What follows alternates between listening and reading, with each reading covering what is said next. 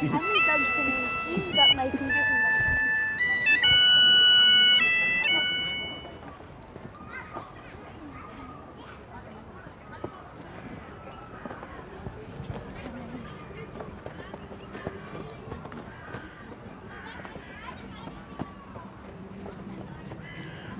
me no more reports! Let them fly all! Till Birnam Wood removed to Dunsinane, I cannot taint with fear. What's the boy, Malcolm? Was he not born of woman? The spirits that know all mortal consequences have pronounced me thus. Fear not, Macbeth.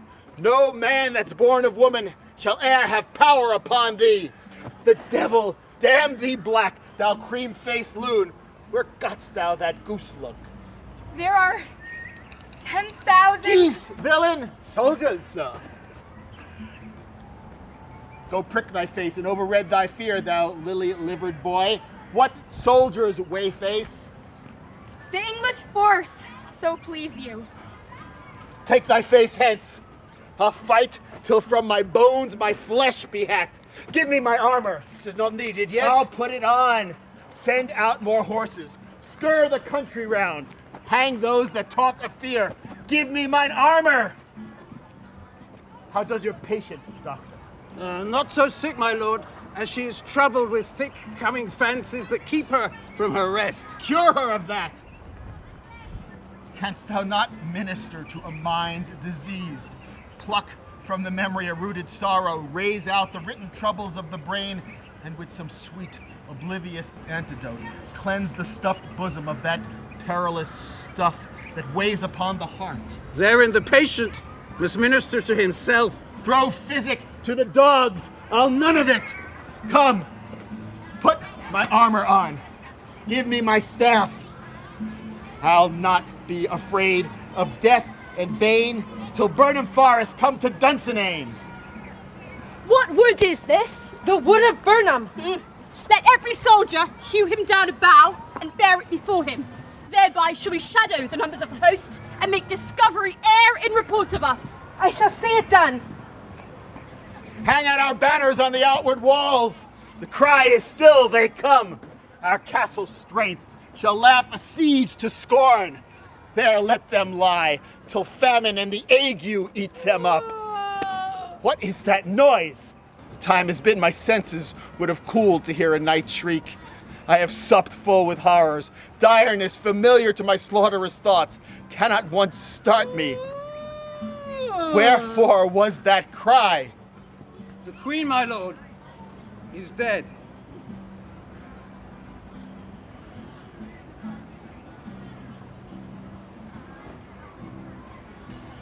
She should have died hereafter. There would have been a time for such a word. Tomorrow, and tomorrow, and tomorrow creeps in this petty pace from day to day to the last syllable of recorded time.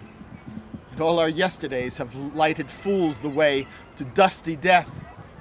Out, out, brief candle. Life is but a walking shadow, a poor player that struts and frets his hour upon the stage and then is heard no more. It is a tale told by an idiot, full of sound and fury, signifying nothing. Thou comest to use thy tongue, thy story quickly. Gracious lord, I should report that which I say I saw, but I know not how to do it. Well, say, sir. As I stood my watch upon the hill, I looked towards Burnham, and anon methought the wood began to move. Liar and slave! Let me endure thy wrath if it be not so. Within 3 miles may you see it coming, a moving grove.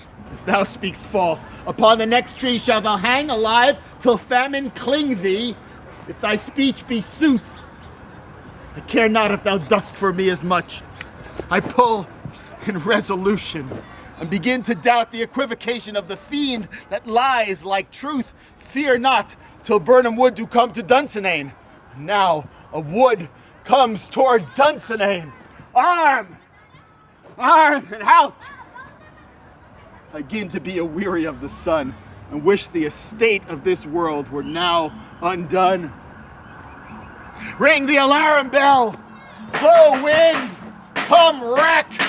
At least we'll die with harness on our back. What's he that was not born of woman? Such a one am I to fear, or none!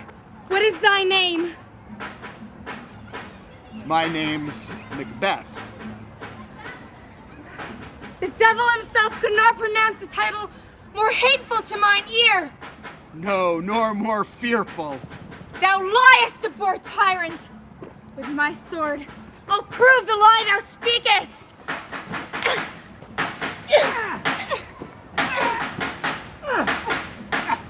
Thou wast born of woman, but swords I smile at, weapons laugh to scorn, brandished by man that's of a woman born. Tyrant, show thy face.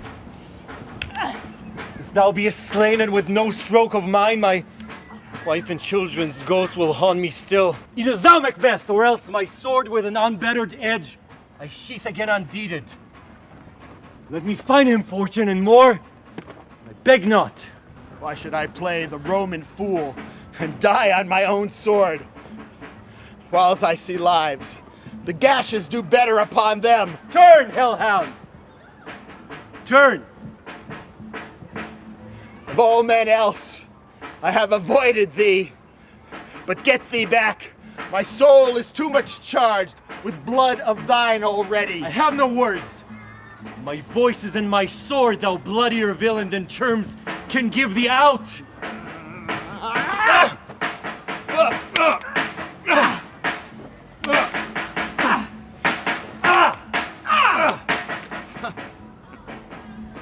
Thou losest labor.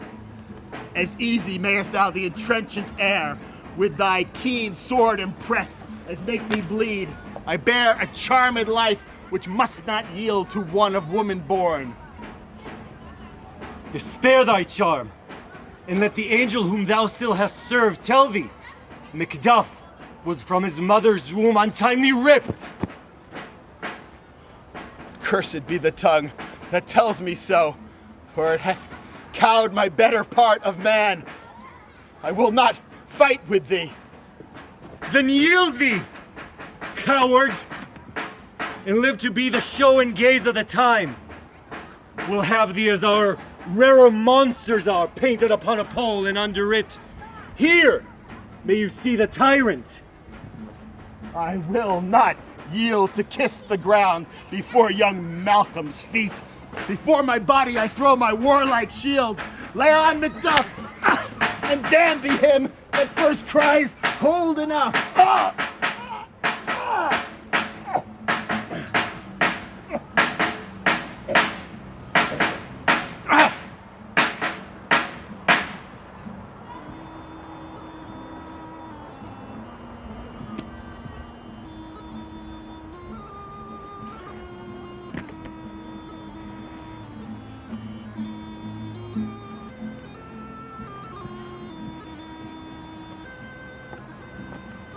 Hail, King, for so thou art.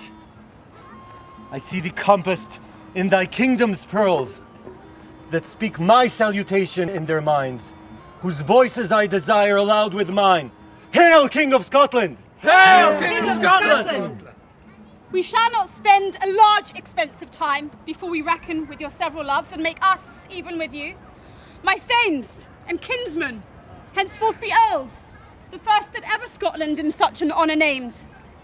And what more to do, which would be planted newly with the time, as calling back our exiled friends abroad that fled the snares of watchful tyranny, producing the cruel ministers of this dead butcher and his fiend-like queen, who, as 'tis thought, with self and violent hands took off her life. And what needful else that falls upon us, by the grace of grace, we will perform in measure, time, and place. So thanks to all at once, and to each one whom we invite to see us crowned at Scone.